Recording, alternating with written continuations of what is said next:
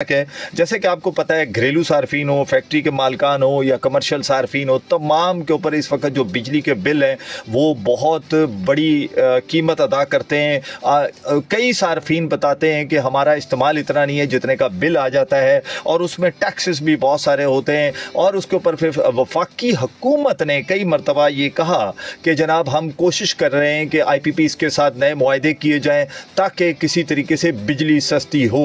लेकिन मेरा ये ख्याल है कि आज इसको काफ़ी टाइम हो चुका है, तसल्लियाँ तो हमें मिल रही हैं और उम्मीदें भी हम लगा के बैठे हैं आप और हम के इंशाअल्लाह आज नहीं तो कल, कल नहीं तो परसों वफाकी हुकूमत के IPPs के साथ नए मुआहदे हो जाएंगे, तो जिसके बाद शायद आने वाले वक्तों में हमें रिलीफ मिल सके। उम्मीद पे दुनिया कायम है। तो जनाब आप को जो मैं अब खबर देने लगा हूँ, लेकिन कराची शहर की कहानी बिल्कुल दिलचस्प है। आपने भी बहुत सी स्टोरी सुनी होंगी जिसमें लोग कर्जा माफ़ करवाते हैं। अमूमन चलती रहती हैं खबरें, जनाब फलाने ने इतने अरब रुपये माफ़ करा लिए, इतने हो गए। लेकिन अब के इलेक्ट्रिक की प्लेयर्स जो कि अब एक मुर्दा इश्यूज़ को ज़िंदा करने जा रहे हैं।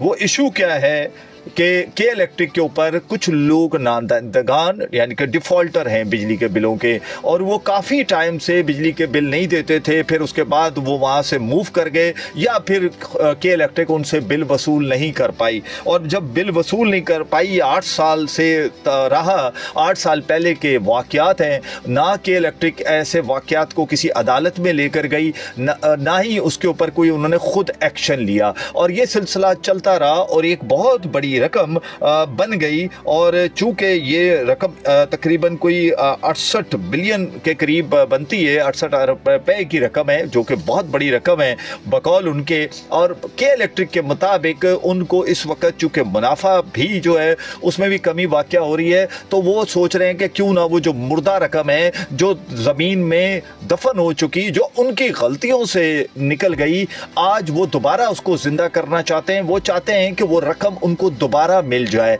और वो किस तरह मिले। उन्होंने कई मरतबा नेपरा में इसकी कोशिश की, नेपरा में दरख्वास्तें जमा करवाई, नेपरा में गए कि जनाब इसको भी सुना जाए। तो नेपरा ने उनसे कई मरतबा कई सवालात किए, लेकिन ये नेपरा को मुतमईन नहीं कर पाए, क्योंकि नेपरा के सवालात बड़े लॉजिक के साथ होते थे कि ये बताइए कि जो डिफ़ॉल्टर हुए, क्या आपने उनके CNIC के थ्रू अदर चेक किया कि कहीं और उन्होंने मीटर लगाया हुआ है, अदर उनका चेक किया कि वो अब कहाँ मूव हो गए।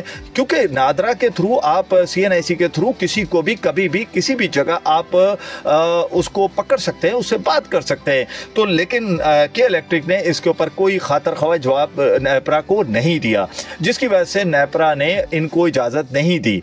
लेकिन अब फिर कुछ मामला दोबारा जिंदा करने की कोशिश की जा रही है, और यह शहर कराची के लिए मैं समझता हूँ कि अगर खुदा न खास्ता ये अप्रूव्ड हो जाता है तो ये 68 अरब रुपया आपकी और मेरी जेबों से निकाला जाएगा। लेकिन अभी देखते हैं कि नेपरा के जब इजलास होते हैं तो वो शहर कराची के शहरियों के लिए फैसला करते वक्त क्या सोचेंगे। लेकिन यहाँ पर बड़े अच्छी बात यह है कि नेपरा ने उनसे पहले भी सवाल किया कि क्या जो डिफ़ॉल्टर थे कि उनके खिलाफ आप मौज़िज़ अदालत में गए। मिसाल के तौर पर अगर मुझे किसी से शिकायत है, मेरा कोई पैसा नहीं दे रहा, तो लामोहाल मैं अदालत में जाऊँगा। तो के इलेक्ट्रिक ने अगर इतना बड़ा रकम जो इतनी बड़ी ये हो गई, 68 अरब रुपए बन गए, लेकिन क्या के इलेक्ट्रिक ने कभी जाकर मौज़िज़ अदालत का दरवाज़ा बजाया?